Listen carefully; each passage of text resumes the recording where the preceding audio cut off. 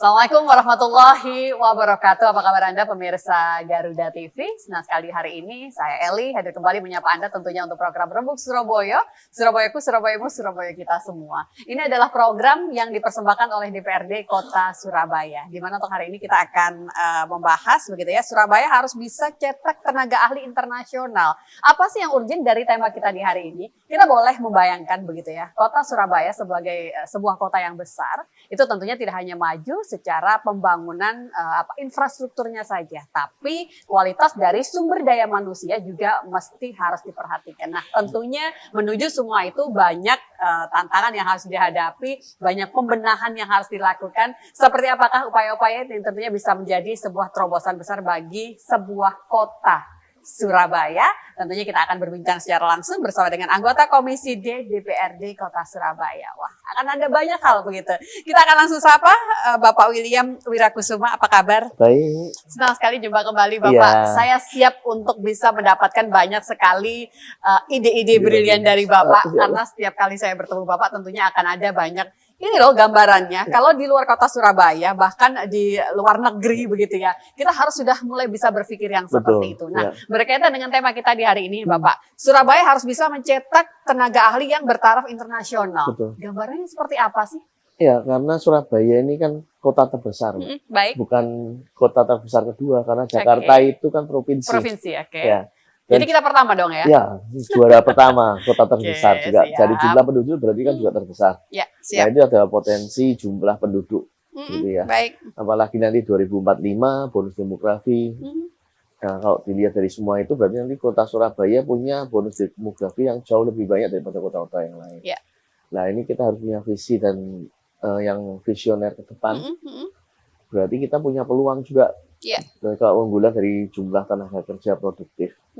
Nah, sementara itu kita harus persiapkan dari sekarang. Oke, betul. Bicara soal bonus demografi, kadang ketika kita tidak bisa menyikapi itu secara bijak, bukannya menjadi bonus, malah menjadi masalah. Masalah, betul. Jadi tenaga produktifnya tidak terlatih dengan baik, jadi kerjanya ya kerja yang biasa-biasa saja, gitu ya. Disclaimer kalau bukan mengartikan bahwa pekerjaan tertentu itu kurang baik, gitu ya. Cuma ada peluang yang lebih bagus lagi di dunia sana, baik di luar kota maupun di luar negeri masih banyak peluang yang bisa dimanfaatkan oleh anak-anak kota Surabaya. Karena anak-anak kota Surabaya juga banyak yang kreatif, gitu ya, dan kemampuannya juga pasti bisa bersaing di luar negeri. Dan itu perlu kita persiapkan dari sekarang. Oke, Pak William, ada nggak sih sebenarnya data yang bisa kita intip? Artinya kita Surabaya ini juga nantinya akan bertemu begitu kan, usia-usia produktif dengan jumlah yang besar. Betul. Jadi sampai tahun ini kan jumlah penduduk kita 3.017.000. Kota Surabaya. Kota Surabaya total ya. Jadi kalau sekitar produktif sekitar 50-60% kan sudah 1,5 juta lebih gitu ya. Itu belum nanti kalau di tahun 2045 itu semakin nambah lagi jumlah tenaga kerja produktifnya. Oke. Jadi harus disiapkan dari sekarang. Apa sih persiapan yang sudah Pak William lihat menuju 2045 untuk kota Surabaya sendiri, Pak? Sebenarnya kota Surabaya sudah siapkan banyak pelatihan-pelatihan, tetapi itu untuk domestik. Jadi artinya gimana itu, Pak? Contoh, misalnya menjadi seorang barista, gitu ya. Barista yang buat kopi, gitu kan. Itu pekerjaan yang domestik, bukan yang bersaing dengan luar negeri. Jadi perkembangan teknologinya kan juga kurang bersaing, gitu ya. Bukan berarti bahwa kalau barista itu pekerjaan yang biasa, enggak. Itu juga satu pekerjaan yang sekarang baru laris, gitu ya. Apalagi di kota Surabaya banyak sekali tuh sekarang warung kopi, kafe-kafe. Tapi kalau kita mau bersaing di dunia internasional, ya berarti harus memiliki kemampuan teknologi yang lebih tinggi lagi. Karena seperti contohnya Cina, bagaimana dia dengan mobil listriknya sekarang merajai dunia, gitu ya.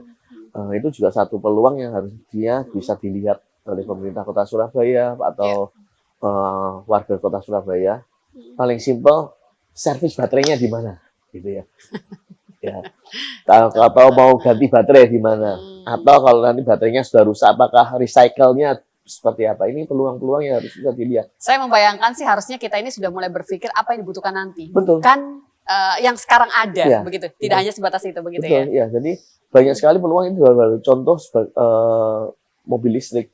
Sedangkan ke depan bakal banyak lagi juga tentang artificial intelligence, AI. Ya.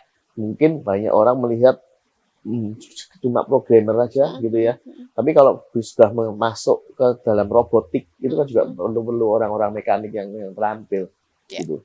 Nah, itu yang perlu dipersiapkan dari sekarang. Oke, sebelum kita ngobrol soal next-nya seperti apa, saya ingin Pak William juga memberikan sedikit evaluasi, Pak. Kalau tadi Bapak sudah menyebutkan, kita sebenarnya sudah punya kok. Kota Surabaya itu sudah cukup bagus, punya beberapa program begitu kan, yang sudah memberikan pelatihan-pelatihan sesuai dengan yang dibutuhkan. Apa evaluasi yang bisa Pak William sampaikan untuk program yang sudah berjalan itu, Pak? Program yang sudah berjalan ini beberapa itu keberlanjutannya yang perlu ditingkatkan.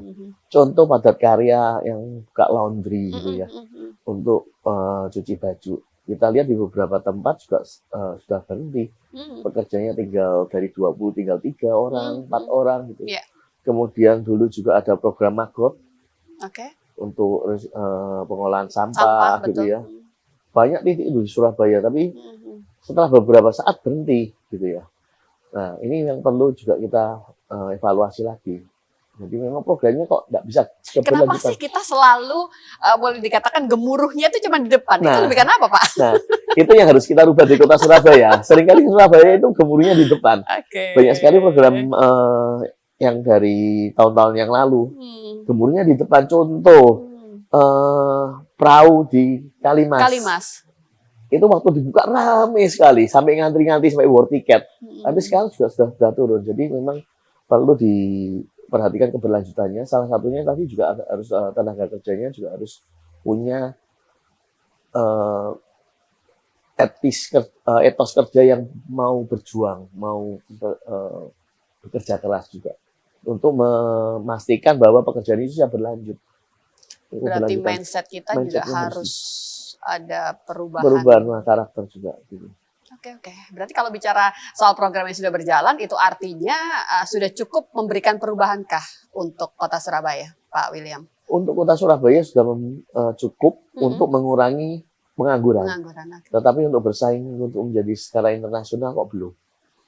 Gitu ya, karena program padat karya yang kemarin-kemarin memang mungkin darurat setelah COVID. Jadi bagaimana secepatnya mengurangi pengangguran. Gitu. Sempat update nggak sih Pak William jumlah angka pengangguran di Kota Surabaya atau mereka yang masih tengah mencari begitu kan lapangan pekerjaan di Kota Surabaya, Pak? Cukup tinggi kah? Kesulitannya di sini kan soal data. Orang kalau data realnya berapa? Data realnya agak susah karena yang nganggur tidak langsung mendaftar atau memberitahukan ke Dinas Tenaga Kerja bahwa dia nganggur.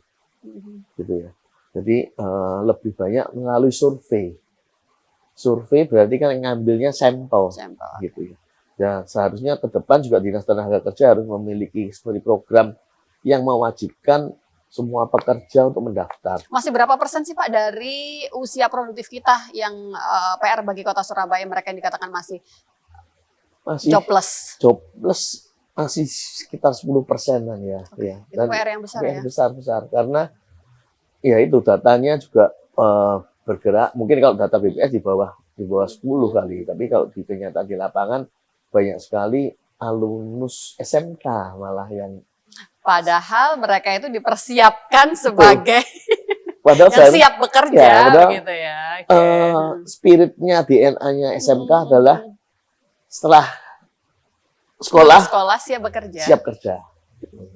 Nah, sementara ini masih lulus sekolah masih harus training lagi. Jadi kan itu kan masih PR sih. Oke, baik. Nanti kita akan coba lanjut kembali. Sebenarnya kalau bicara soal mereka yang tengah mencari pekerjaan begitu ya, banyaknya tenaga kerja yang masih nganggur begitu kan di Kota Surabaya itu bukan menjadi problem Kota Surabaya semata, tapi memang menjadi sebuah problem sebuah kota besar. Salah satunya adalah Kota Surabaya. Nanti kita akan coba lanjut kembali berbincang mengenai tema kita di hari ini, bagaimana Kota Surabaya ini bisa mencetak tenaga yang kualitasnya itu punya standar internasional. Seperti apakah? Kita harus jeda sebentar dan pastikan Anda tetap bersama dengan kami.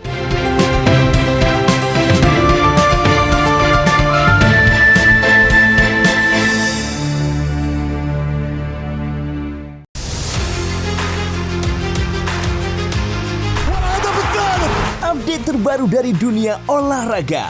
Dapatkan semua berita olahraga terkini dari nasional dan internasional. Bahkan beberapa di antaranya setelah mendapat waktu istirahat dan jauh Ikuti dari analisis tajam dan rekap momen epik. Saksikan Sport 8 setiap hari hanya di Garuda TV.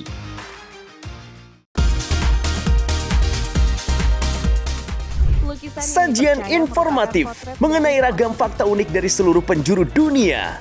Mengulas berbagai fenomena menarik dan langka yang kaya akan wawasan. Pengetahuan dan humaniora, Oxford University awalnya justru dibuat karena desainnya yang transparan, para pengunjung yang menginap di sana Info Miss Wow hanya di Garuda TV.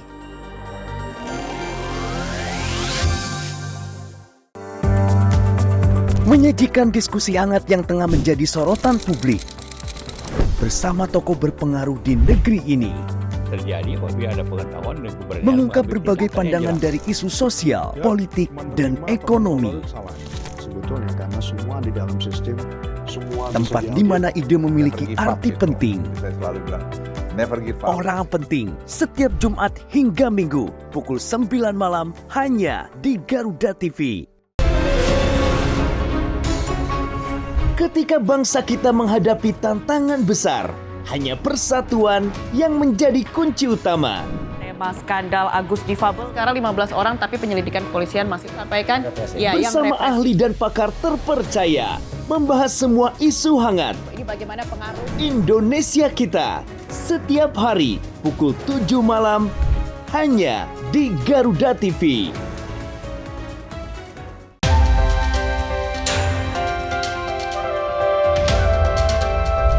Jangan lewatkan jam rehat Anda dengan perkembangan informasi paling aktual.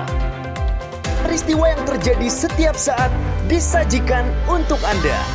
Operasi yang dikelola oleh warga binaan. Laporan 8 siang setiap hari pukul 12 siang hanya di Garuda TV.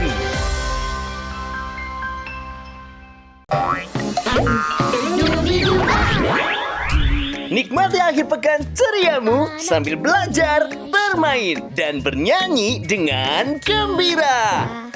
Tunjukkan bakatmu bersama Andra Jadi, Sandrika, Lovely, dan Abshina di panggung Gembira Anak Indonesia. Setiap hari Sabtu dan Minggu pukul 9 pagi. Hanya di Garuda TV. Yang baru di Garuda TV. Resep rahasia di balik sajian menarik masakan Nusantara dan internasional. Untuk menambah resep hidangan di rumah Anda.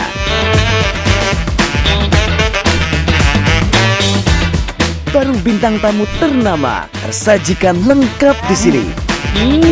Saksikan Galeri Rasa Senin sampai dengan Jumat pukul 4 sore hanya di Garuda TV. Jelajah rahasia yang belum terungkap seputar teknologi militer. 2007 dan melakukan penerbangan pertamanya. Amerika Serikat pada Temukan fakta unik di balik rancangan alutsista yang paling canggih. tangan terbesar dan terkuat. Kolaborasi teknologi canggih dalam informasi dunia militer. Di balik senjata hanya di Garuda TV.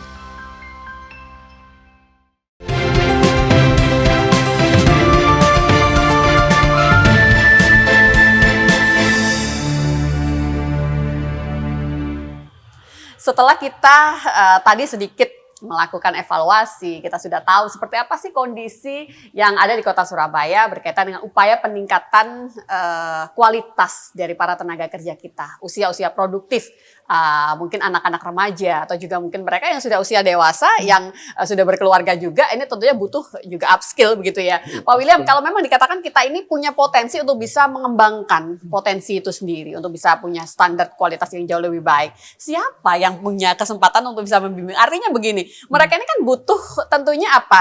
Mereka yang membimbing, memberikan pelatihan. Nah itu kita harus bekerja sama dengan siapa gambarannya Pak? Ya, yang pertama pasti dari pemerintah kota melalui Dinas Tenaga Kerja. Oke. Nah, Dinas Tenaga Kerja Surabaya sampai saat ini belum punya balai latihan kerja. Iya. Jadi mereka cuma punya training center di beberapa tempat gitu ya untuk men-training sekelompok pencari kerja, training cuma seminggu, 2 minggu terus dilepas untuk cari kerja sendiri gitu. Jadi sebenarnya seharusnya pemerintah kota melalui BLK-nya ini men-training mereka benar-benar skillful dan didampingi untuk mendaftar kerja, dan mereka harus melaporkan tiap minggu atau tiap bulan bahwa mereka benar-benar daftar kerja. Jadi kalau tidak daftar kerja dapat sanksi atau apa, kalau tidak mendaftar kerja dapat sanksi atau apa gitu. Jadi bisa. Jadi dari segi melakukan adanya pelatihan tadi juga bisa terus dilakukan, tapi butuh sebuah wadah tersendiri, begitu artinya ya Pak William ya. Bapak, kalau berkaitan dengan Balai Latihan Kerja, beberapa evaluasi yang sempat kita baca begitu ya di media, itu banyak yang menyebutkan mereka yang masuk sana, mereka yang ada di sana itu bukan sesuai dengan kapasitasnya. Artinya misal tadi kita bicara barista, itu belum tentu loh mereka yang ada di sana dapat pelatihan itu adalah orang-orang yang memang punya keinginan sesuai dengan skill yang didapatkan itu sendiri, Pak. Nah, itu harus ada penyaringan di depan. Memang harus ditanya kamu itu mau kerja apa, ingin kerja apa. Metode yang digunakan selama ini untuk Kota Surabaya seperti apa, Pak William? Yang Bapak tahu? Yang saya tahu sih mereka ya datang mau cari kerja apapun masih di. Yang penting dapat kerja. General ya, general. Ya, general. Oke. Kebanyakan mereka datang ke dinas tenaga kerja, dinas tenaga kerja ada seperti pasar lowongan kerja, kemudian mereka mendaftar dan jadinya mereka bekerja tidak sesuai dengan passion mereka, tidak sesuai dengan apa yang mereka pelajari. Yang penting dapat kerja dulu. Oke. Gitu. Pak William, gambarannya apa sih kalau bicara pekerjaan yang nantinya itu bisa punya standar internasional? Berarti apa jenis-jenis pekerjaan seperti apa gambarannya untuk Kota Surabaya yang harusnya dikembangkan dari skillnya, Pak? Sebenarnya yang paling mudah kalau standar nasional yang pasti ada adalah semua hal-hal teknikal. Oke, gitu seperti? Ya. Seperti yang tadi saya sampaikan, mobil listrik berkembang dengan baik. Sekarang perangkatnya berarti butuh apa saja. Kemudian bagaimana maintenance-nya, kan butuh pekerja. Itu. Tapi juga tidak menutup kemungkinan bagaimana pekerja-pekerja seni juga, misalnya fotografer gitu ya. Kemudian content maker, itu juga mereka harus mengerti bahwa kalau di luar itu ada standar-standar misalnya hak cipta, itu yang harus dipelajari juga. Tapi sebenarnya peluang untuk bekerja di luar juga banyak. Banyak negara itu malah kekurangan tenaga kerja. Jadi demografinya mereka itu produktifnya lebih sedikit. Banyak sekali seperti di Swiss, di Austria gitu ya. Mereka butuh perawat misalnya. Nah, Surabaya ini bisa mencetak seperti itu. Contoh kita punya banyak rumah sakit yang sangat bagus. Jadi bisa untuk mereka magang sebagai perawat dulu, kemudian melamar kerja di luar negeri. Dan yang paling terpenting lagi adalah bahasa asing. Ya, bahasa Inggris yang minimal itu bisa bahasa Inggris. Oke, baik. Dan itu bisa kita mulai dari mana langkahnya Pak untuk bisa menuju itu semua? Mempersiapkan tenaga kerja yang siap dengan standar internasional itu sendiri, Pak William. Yang pertama kita sudah minta dinas tenaga kerja ini untuk membuat balai latihan kerja atau training center gitu ya, supaya lebih masuk di anak-anak Gen Z gitu ya. Kalau BLK kan kesannya kuno gitu ya. Nah, hanya beda istilah saja gitu, bisa memberikan sentuhan yang beda gitu ya. Berikutnya selain BLK tadi Pak. Training center kita akan minta, ini sudah ada satu lahan di sebelahnya di kantor dinas tenaga kerja, itu sudah mau pinjam pakai dari PT IKP kalau nggak salah. Jadi di situ akan dibangun pusat pelatihan kerja di Kota Surabaya, training center, dan di situ akan kita juga minta memang yang para ahli-ahli untuk mengajar di sana. Kemudian nanti akan ada sertifikasinya juga. Nah, sertifikasi saya minta minimal ada standar ISO-nya juga. Dan mereka yang keluar dari training center ini dijamin lulusannya kualitasnya sama. Siapa yang bisa menikmati semua fasilitas itu, Pak? Kembali, saya masih agak-agak meragukan, artinya gini, jangan sampai nantinya mereka yang masuk itu bukan mereka yang membutuhkan begitu kan, karena sangat luar biasa loh sebenarnya dari si fasilitasnya. Tentunya yang pasti yang kita sasar pertama kali adalah mereka yang lulusan SMA yang tidak bisa. Lulusan SMA SMK, oke. Ya, SMA SMK yang tidak bisa melanjutkan kuliah. Jadi mereka langsung bekerja gitu ya. Yang kedua pasti juga ya mereka masuk kelompok keluarga yang tidak mampu. Itu sasaran pertama malah mereka supaya bisa menaikkan taraf hidup keluarganya dan juga anak-anak putus sekolah. Tapi kalau mereka yang sudah bisa ambil training sendiri di swasta, mereka yang sudah kuliah, ya itu dari keluarga lah. Kapan ini untuk program ini sosialisasinya akan mulai dilakukan? Nah, tahun ini baru pembebasan lahannya, gitu. Jadi saya kejar terus nih, Mbak. Semoga bisa secepat mungkin ya, gitu ya. Iya, semuanya mungkin 2026 sudah mulai bisa berjalan gitu ya. Karena memang Dinas Tenaga Kerja ya sempat pesimis gitu ya. Karena butuh anggaran yang tidak sedikit juga untuk bangun dan saat ini juga banyak sekali efisiensi. Betul. Nah, ini juga yang ingin kita sampaikan ke pemerintah pusat juga bahwa saat ini kan penambahan tenaga kerja untuk di sektor pemerintah masih ditutup. Jadi kita masih kesulitan merekrut orang-orang misalnya pengajarnya.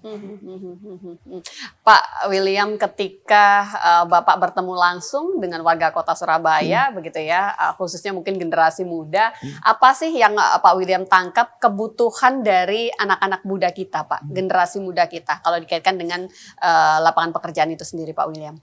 Jadi kalau di bawah sebenarnya bukan susah cari kerja. Lebih ke apa dong, Pak? Lapangan kerjanya banyak, tapi skillnya nggak masuk. Nah, gitu ya. Sepakat nih. Skillnya nggak masuk, jadi perusahaan mintanya A, betul. tapi skillnya nggak sampai. Gitu sepakat, ya. bener. Jadi yang cari kerja merasa sulit mendapatkan, yang membuka lapangan kerja juga sulit dapatnya sesuai. Betul.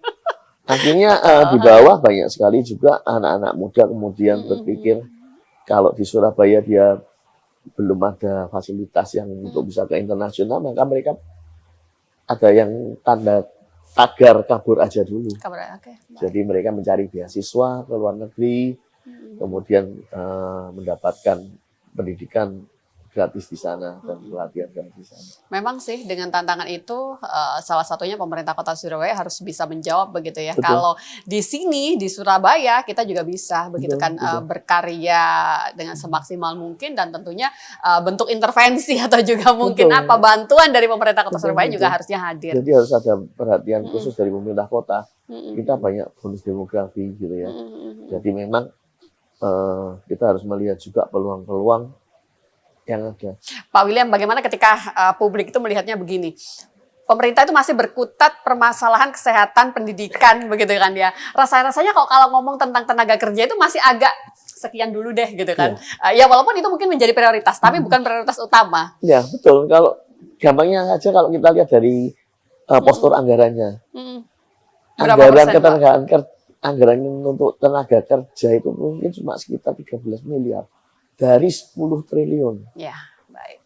Berarti kan sangat kecil sekali. Ya, sangat kecil sekali. Padahal sebenarnya Surabaya ini kan tadi saya bilang kota terbesar di Indonesia, jumlah penduduknya terbesar kota ya, terbesar di Indonesia juga.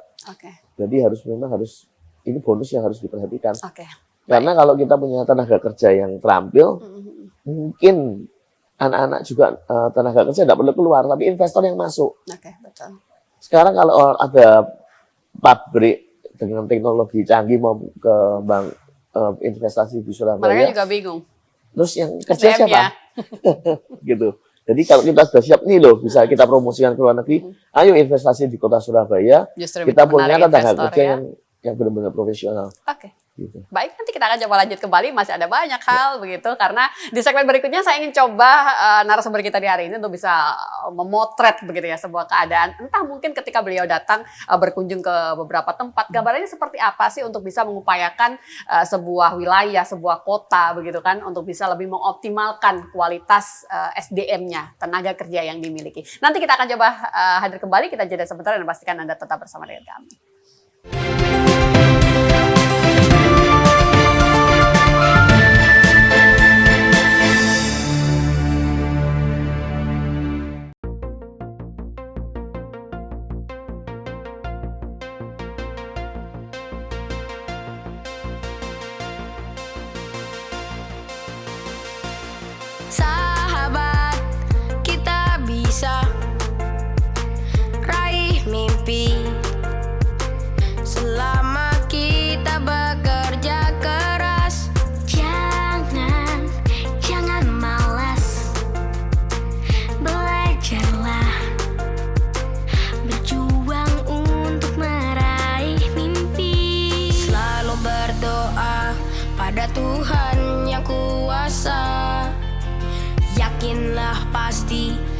kita bisa berprestasi.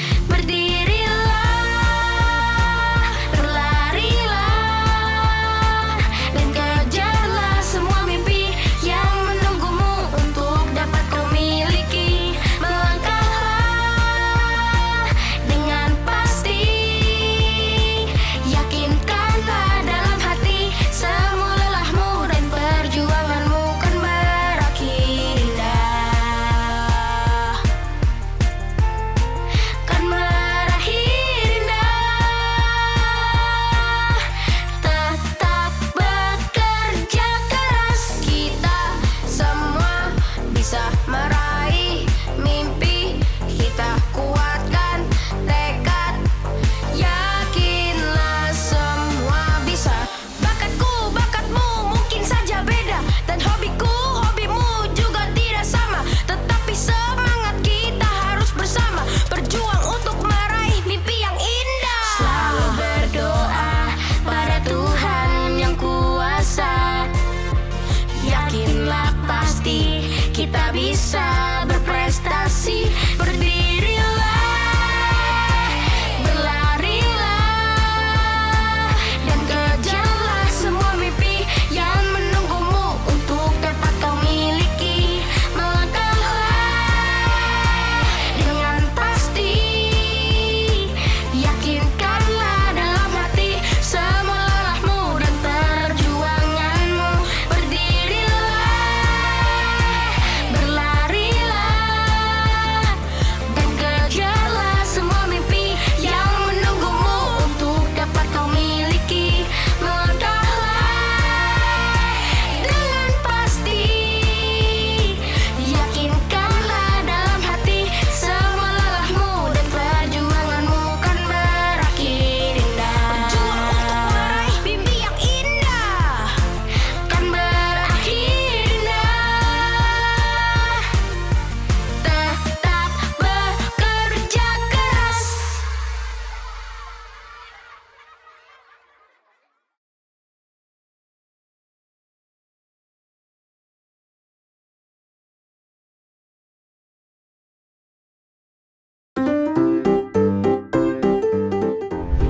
Semua yang lucu ada di sini. Dan pastinya bikin weekend Anda makin seru. Yang dijamin bikin ketawa.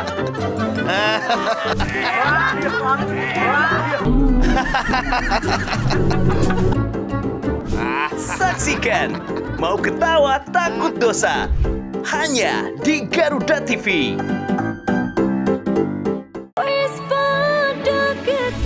Update seputar lagu dan penyanyi hits dangdut Indonesia. Info menarik di balik album terbaik penyanyi hits dangdut. Bismillah cinta, panjatkan doa pada yang kuasa. Bayar hutang hari ini, janji bayar. Bahwa aku mencintaimu. Dangdut Gemoy hanya di Garuda TV. Gimana Mas? Kamu nggak boleh KDRT nanti. Penasaran dengan kisah cinta yang tersembunyi di balik sorot lampu? Cari tahu perjalanan spiritual yang akan mengubah pandangan tentang cinta kita. Amin. Bersama Tias Mirasih dan konsultan spiritual cinta yang akan mengungkap rahasia cinta para bintang ternama di Kita dan Cinta. Setiap hari pukul 1 siang hanya di Garuda TV.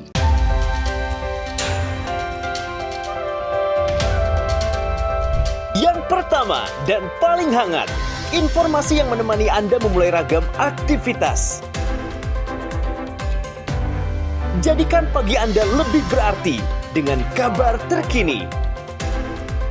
Laporan 8 pagi, setiap hari pukul 6 pagi, hanya di Garuda TV.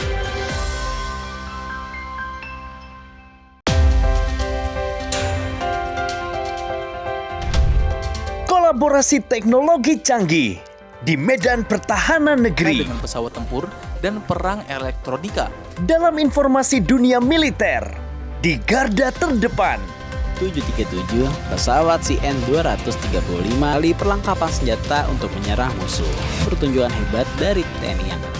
Garda dunia setiap hari hanya di Garuda TV.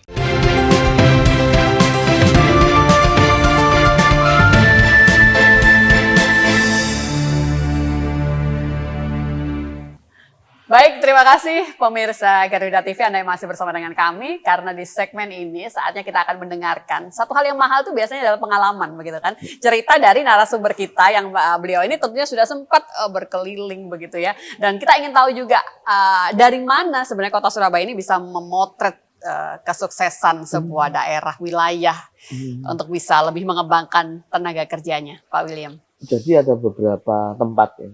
Jadi kalau kita mau lihat di dalam negeri, kita bisa lihat Solo. Kenapa begitu, Pak? Kota yang kecil, ya, asalnya Pak Jokowi. Baik. Nah, itu mereka punya BLK. Jadi tempat latihan kerja namanya Solo Technopark. Solo Technopark, oke. Ya. Terus? Itu diawali kerjasama antara pemerintah Kota Solo, waktu itu Pak Jokowi masih wali kota. Baik. Dengan swasta, dengan salah satu akademi di Kota Solo. Dan mereka membuat training. Ya, training yang pertama awal itu cuma menjadi operator mesin bubut gitu ya. Baik. Di training selama 3 bulan, lulus, dapat sertifikat standar ISO. Baik. Itu yang cari, Mbak. Dari perusahaan-perusahaan besar seperti perusahaan-perusahaan manufaktur mobil itu, dengan sertifikat itu aja sudah bisa langsung keterima. Dan mereka setelah itu berjenjang karirnya juga jadi bagus. Itu yang di Solo. Kemudian setelah berkembang lagi ke Solo Technopark, mereka juga memberikan pelatihan las dasar laut. Jadi ngelas, tapi di dalam air.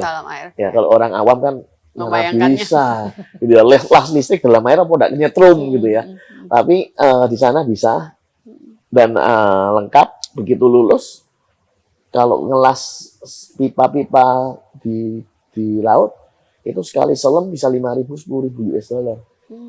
Gitu ya. Jadi itu yang untuk lokal misalnya.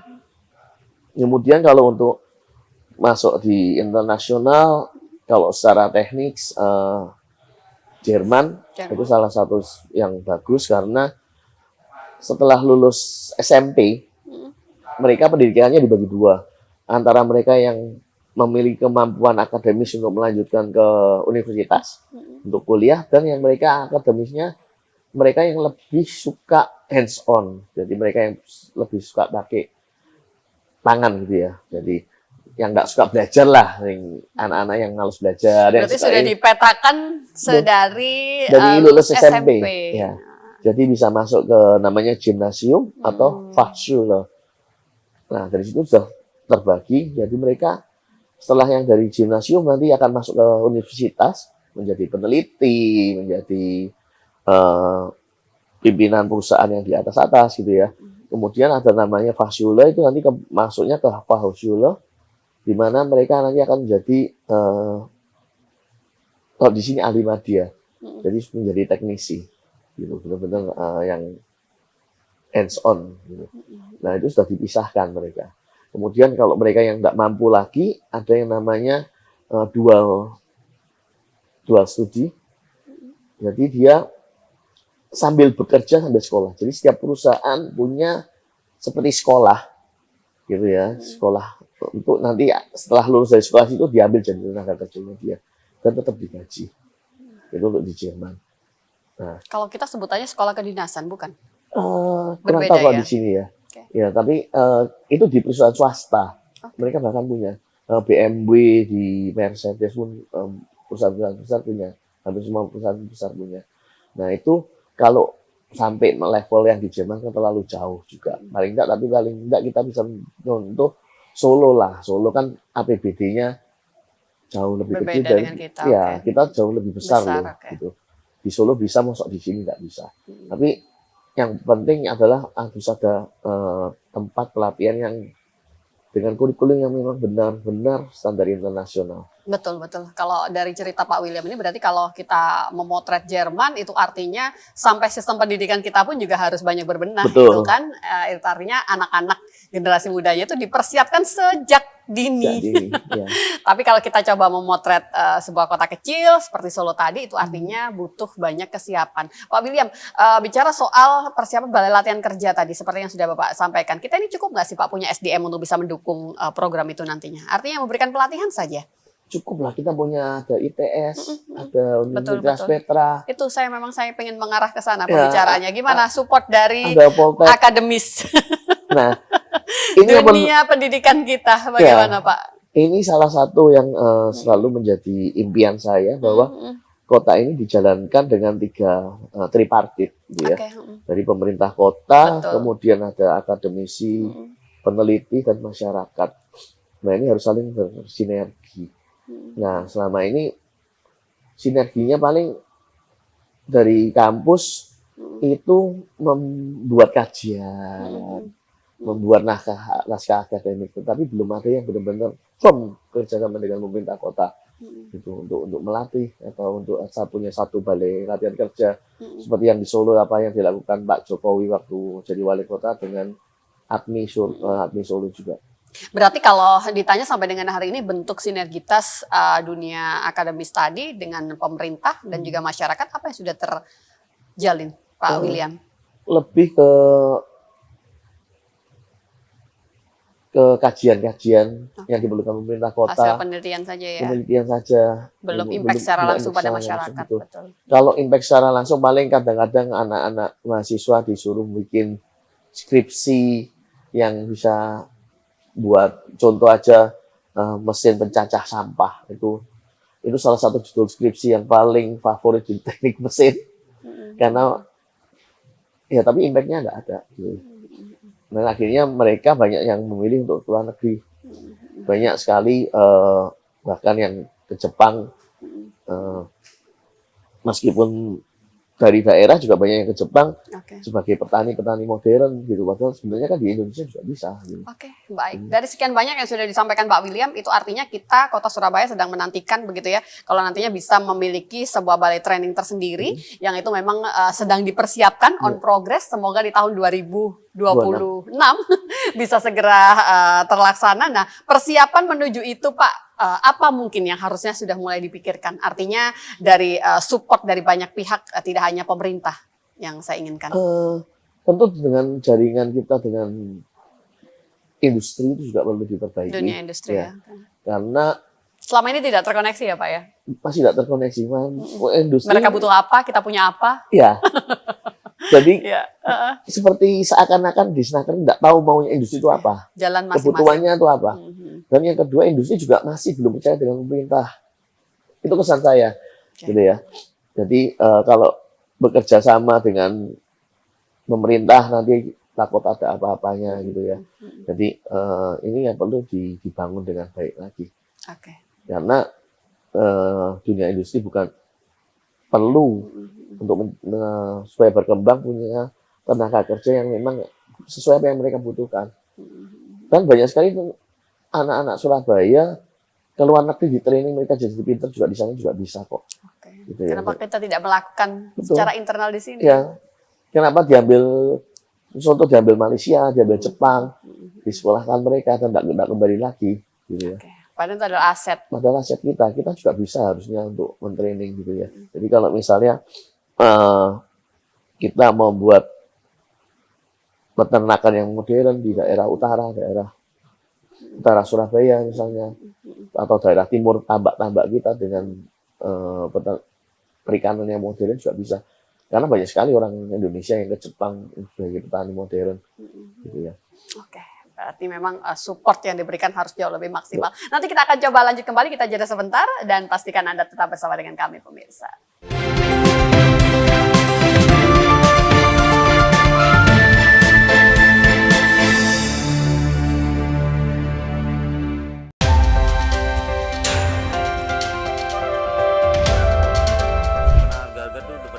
Update kasus dan isu terhangat langsung dari lapangan. Bareskrim Polri berhasil menggagal 6 partai oposisi Korea. Faktual, padat dan akurat. Ikuti setiap perkembangan di laporan 8 petang setiap hari pukul 6 sore. Live di Garuda TV.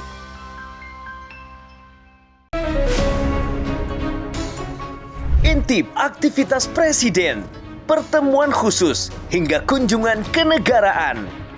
Melihat lebih dekat langkah penting menuju masa depan cerah untuk Indonesia maju. Jadilah saksi setiap langkah strategis dalam Jendela Istana.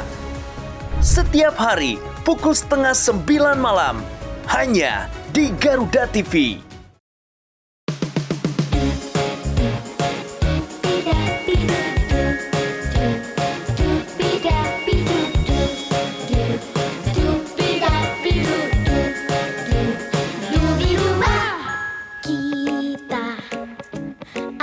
Indonesia, kita punya cita-cita menjadi generasi emas yang kan lepas landas, terbang tinggi bagai Garuda, lambungkan nama Indonesia. Mari kita bernyanyi,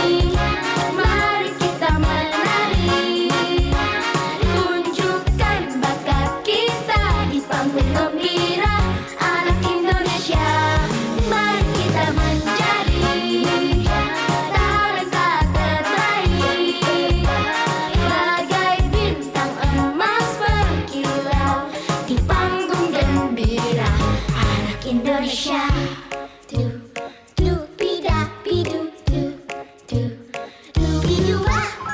kita anak Indonesia, senandung ceria dalam harmoni,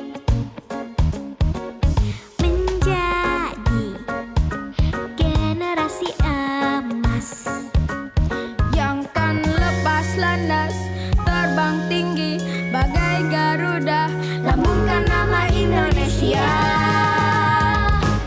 Mari kita bernyanyi, mari kita menari, tunjukkan bakat kita di panggung gembira, anak Indonesia. Mari kita menjadi talenta terbaik, bagai bintang emas berkilau di panggung gembira, anak Indonesia. Shina, aku juga mau perform dong. Perform apa, Sky? Aku bisa menari, aku bisa bernyanyi, aku bisa menjadi talenta terbaik. Mari kita bernyanyi, mari kita menari, tunjukkan bakat kita di panggung gembira, anak Indonesia. Mari kita menjadi talenta terbaik, bagai bintang emas berkilau di panggung gembira, anak Indonesia. Mari kita bernyanyi, mari kita menari, tunjukkan bakat kita di panggung gembira, anak Indonesia. Mari kita menjadi talenta terbaik, bagai bintang emas berkilau di panggung gembira, anak Indonesia. Di panggung gembira, anak Indonesia. Di panggung gembira, anak Indonesia.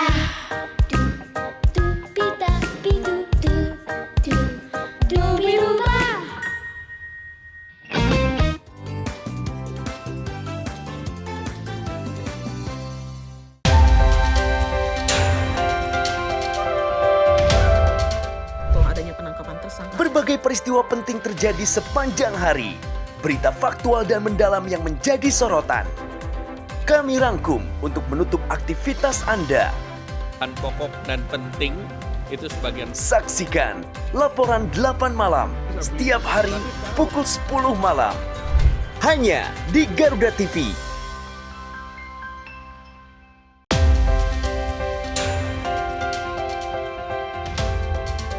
Mengenal dunia militer lebih dekat dari awal sejarah hingga teknologi modern pertahanan. Desain dan operasi baru menggunakan peralatan anti-submarine warfare atau ASW, radio dan radar. Di medan pertahanan negeri dalam informasi dunia militer. In Militer setiap hari hanya di Garuda TV.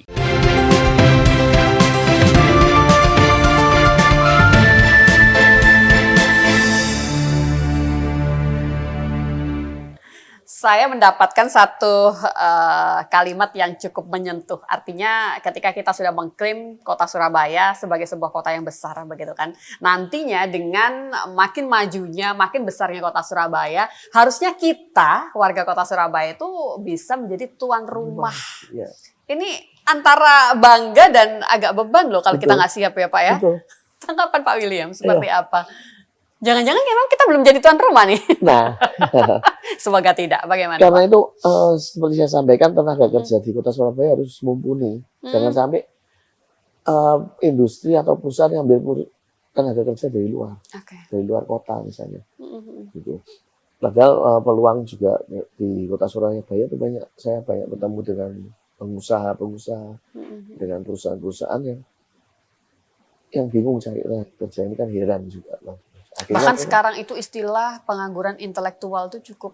Iya, cukup lumayan. Iya, cukup membuat menangis. Itu yang harus kita kembangkan lagi, harus kita perbaiki gitu ya. Terus memang sih di zaman sekarang juga banyak sekali daripada menjadi apa namanya istilahnya apa itu jadi buruh atau jadi pekerja, mending buka sendiri entrepreneur. Itu juga sebenarnya juga bisa jadi peluang. Dan itu juga saya juga minta di pemerintah kota Surabaya supaya juga ada pelatihan-pelatihan untuk mereka. Jadi entrepreneurship, UMKM itu juga bisa menjadi salah satu way out selain bekerja di industri yang profesional. Karena tidak semua orang memiliki kemampuan intelijensia atau akademis yang bisa untuk mengikuti training berstandar nasional. Oke. Baik, bicara soal ekonomi kreatif di kota Surabaya, seperti apa Pak pertumbuhannya yang Bapak lihat? Monggo, bisa lanjut? Pertumbuhannya banyak berputar di dalam kota sendiri gitu ya. Jadi sebenarnya di luar bisa banyak peluang untuk diekspor keluar itu banyak sekali. Tapi kebanyakan UMKM, kemudian anak-anak muda ini masih belum memiliki kesempatan untuk atau belum memiliki informasi bagaimana ekspor misalnya, bagaimana mereka menawarkan barangnya di luar negeri. Standar kualitas yang Pak William lihat, kita sudah cukup mampukah ketika harus bersaing produk kita? Nah, itu yang kita harus belajar dari negara Tiongkok. Gitu kenapa ya. begitu Pak? Mereka cuma membuat desain gitu, kemudian ditawarkan, kita bisa minta kualitasnya seperti apa. Gitu ya. Jadi by request. By request. Jadi sesuai budget. Sesuai budget. Ya, itu yang perlu kita training di anak-anak muda di UMKM, gitu ya. Jadi supaya tidak kita mematok kualitas harus tinggi, bagus, tapi harganya mahal dan tidak terjual. Tapi lebih baik membuat desain, tinggal kamu mau harga berapa, kualitasnya yang mana. Itu yang harus dilatih. Jadi kita sudah mulai bicara produk itu sesuai dengan kualitas dan itu berbanding lurus dengan harga. Betul. Gitu ya. Dan harus disesuaikan dengan kebutuhan konsumen. Konsumennya mungkin seringkali banyak orang bilang UMKM harus berkembang, bungkusnya harus bagus, packagingnya harus bagus. Padahal juga ada customer yang kita bisa menjual produk itu, mereka yang penting harganya murah tanpa packaging misalnya.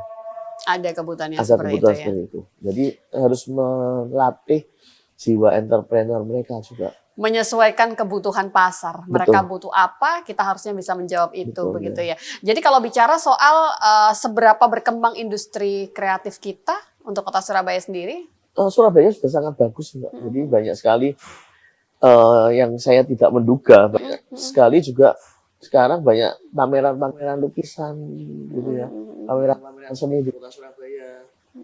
Terus banyak sekali mereka yang membuat kaos dari berbagai macam model, makanan juga berbagai macam, dan berkembangnya juga pesat di Kota Surabaya.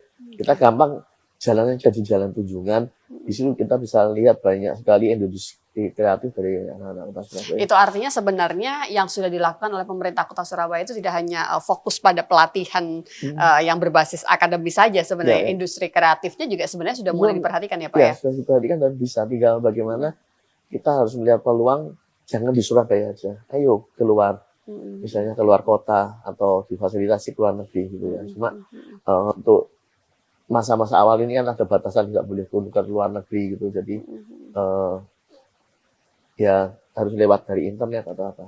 Oke, jadi memang sebenarnya tinggal persiapan kita meningkatkan kualitas agar bisa terjual dalam tanda kutip sampai dengan standar internasional tadi begitu ya. Dan itu kalau untuk Kota Surabaya kita sudah mulai bergeraknya itu pasca SMA SMK ya?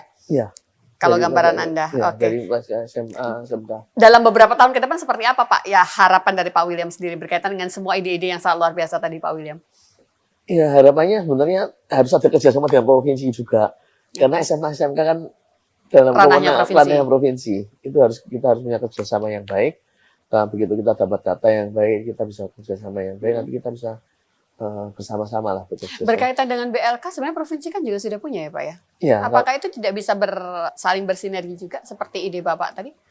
Sebenarnya kalau mau bersinergi bisa, tapi kan itu belum menjawab kebutuhan ya? Iya, sampai sekarang masih banyak yang cari loh. Atau BLK juga ada gitu ya. Kuotanya berapa? Ya, kebutuhannya berapa? Hasil lulusannya berapa? Jadi memang ada PR besar di Kota Surabaya ini. Memang yang harus diurai itu cukup banyak, kuota mereka untuk bisa menampung berapa, terus juga jumlah anggarannya berapa banyak, yang membutuhkan tentu jauh lebih banyak. Ya, yang pasti yang paling awal untuk pertama kali begitu BLK ini jadi nanti adalah sasarannya adalah keluarga miskin. Kita data kan sudah pasti ada keluarga miskin. Itu gampang, nggak perlu minta dari pemerintah provinsi. Kita bisa lihat dari data dinas sosial yang kira-kira umur lulusan SMA berapa orang, kita sediakan tempat pelatihan sekian. Pak, kenapa segmen menengah itu jarang tersentuh? Saya coba membayangkannya begini, beragam program itu dipersiapkan untuk segmen bawah begitu kan. Padahal ada segmen menengah itu yang mereka itu rentan untuk bisa turun ketika tidak mendapatkan intervensi sama sekali, Pak William. Kalau yang kelas menengah, berarti mereka sudah berusaha. Sedikit ya, sedikit. Cuma, sedikit up-nya begitu. Ya, sedikit up-nya, tapi masuknya enggak perlu khusus di BLK yang training misalnya 3-6 bulan gitu ya. Memang kita akan minta juga ada training atau pendampingan untuk mereka yang kelas menengah. Lebih banyak untuk kelas menengah sebenarnya adalah bantuannya adalah jaminan kesehatan. Kemudian bentuknya berbeda bentuknya beda, bukan training, karena mereka sudah bisa berusaha, mereka lebih memiliki kemampuan untuk itu. Jadi bentuknya mungkin jaminan kesehatan, BPJS gratis. Kebutuhan dasarnya yang terjawab. Kemudian mengurangi biaya hidup mereka, transportasinya yang murah.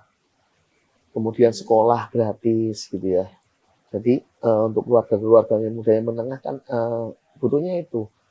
Saya membayangkan memang satu persatu ya, sudah mulai terwujud di Kota Surabaya. Kemudian hunian. Jadi memang ada level-levelnya sendiri. Baik, semoga satu persatu nanti ini bisa menjawab kebutuhan seluruh masyarakat di Kota Surabaya. Kita masih punya satu segmen lagi, Pak William, untuk bisa menuntaskan perbincangan kita. Kita jeda sebentar dan pastikan Anda tetap bersama dengan kami.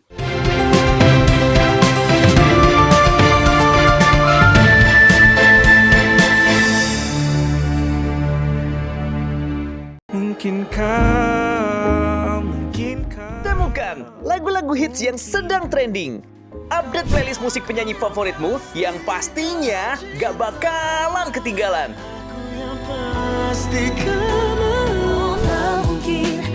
Tak mungkin bila harus menunggu tanpa akhir. Inilah waktu untuk musik trending, Senin sampai dengan Jumat. Hanya di Garuda TV.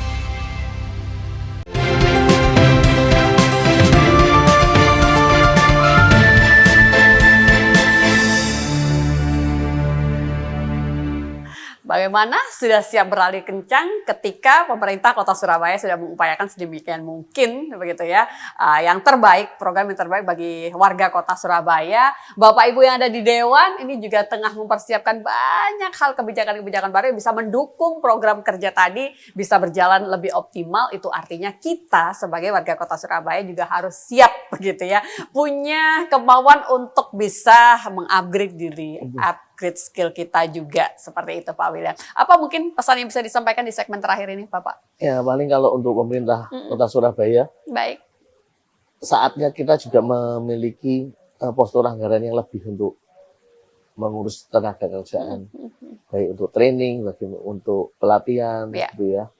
Itu yang penting untuk ke depan, infrastruktur kita sudah terbangun dengan baik. Yang kedua adalah masalah sumber daya manusia. Baik.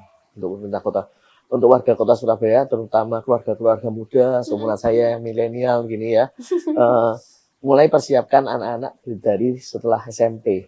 Jadi mereka harus diarahkan mau ke arah mana, supaya nanti setelah lulus SMA, apakah mereka mau kuliah atau mereka mau mengambil vokasi. Jadi supaya setelah lulus mereka juga tahu, oh bekerja sesuai dengan keinginan anak muda. Kami dari pemerintah Kota Surabaya sudah siapkan banyak hal. Kemudian kita juga mendukung baik dari untuk keluarga miskin, bantuan untuk keluarga kelas menengah, anak-anak muda, keluarga muda.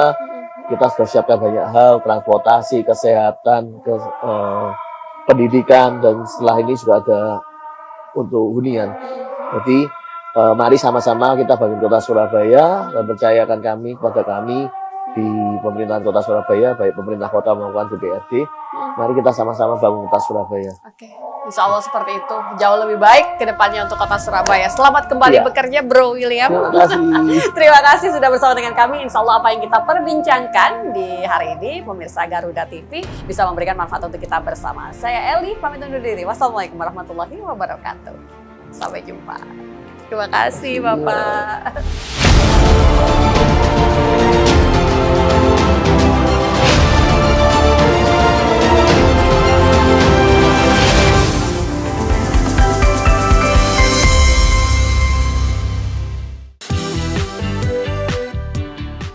Pasola pun dapat dilaksanakan. Ulas ragam fenomena menarik dari penjuru dunia. mengulik 5 informasi yang dapat menambah wawasan. Dan 5 aksi viral ada di sini. Tunggu mangsanya, udang mantis juga biasanya kan kalau saat ini kecantikan wanita Korea yang cukup besar. Kabarnya viral hanya di Garuda TV.